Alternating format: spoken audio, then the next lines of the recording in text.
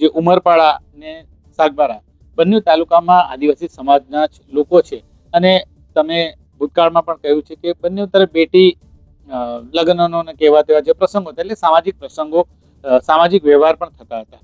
બંને વચ્ચે કોઈ અત્યારે ખટરાક છે ને બંને જે ઉમરપાડા અને સાગબારા ની વચ્ચે જે અત્યારે ખટરાક છે એ વિશે તમે ઉમરપાડાના લોકોને શું સંદેશો આપવા માંગો છો?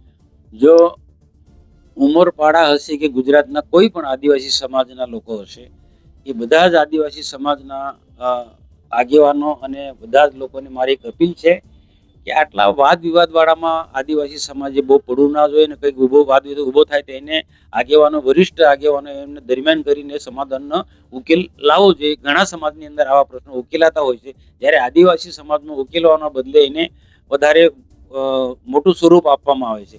તો આ ઉમરપાડા તાલુકાના લોકોને, હું તો સાગબારા તાલુકાના લોકોને પણ કહું કે એકબીજા પ્રત્યે વૈમનસ્ય જે પણ હોય એ દૂર કરો અને વિકાસની દિશામાં આપણે આગળ વિચારવું જોઈએ.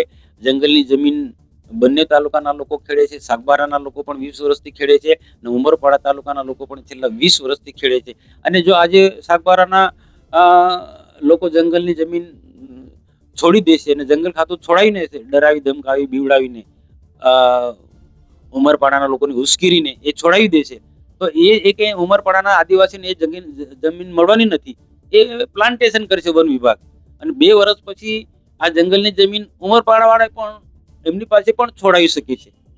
આ તો અધિકારીઓ બદલાઈને જતા બીજા અધિકારી મૂકી દે છે અને એની પાસે આજે હમણાં કામ કરી રહ્યા છે એ કામ નવા અધિકારી કરાવી શકે છે. એટલે આદિવાસીઓ સમજવું જોઈએ કે આ જે જંગલની જમીન આખા ગુજરાતમાં જ ખેડે છે અને જ્યાં કેટલા આવા વાદ વિવાદ ઉભા થતા હોય તો એ આદિવાસી આગેવાનોએ એ સમજદારીપૂર્વક આનું સમાધાનની દિશામાં આગળ જવું જોઈએ.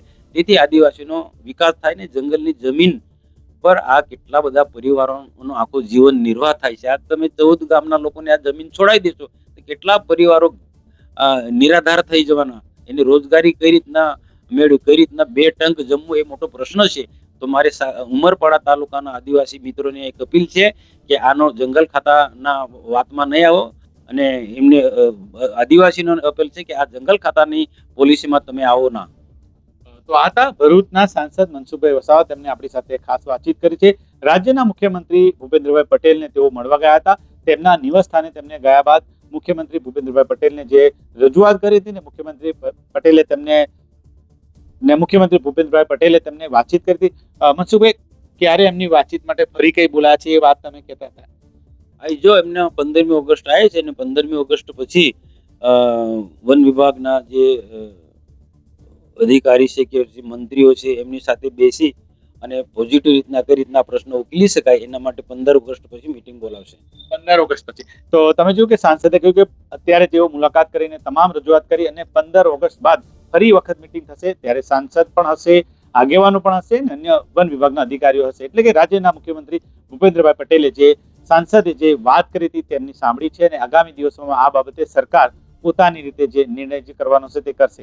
ત્યારે આ હતા ભરૂચના સાંસદ મનસુખભાઈ વસાવા. તેમને આપણી સાથે ખાસ વાતચીત કરી છે. નરેન્દ્ર પેપરવાલા, ગુજરાત તક, નર્મદા.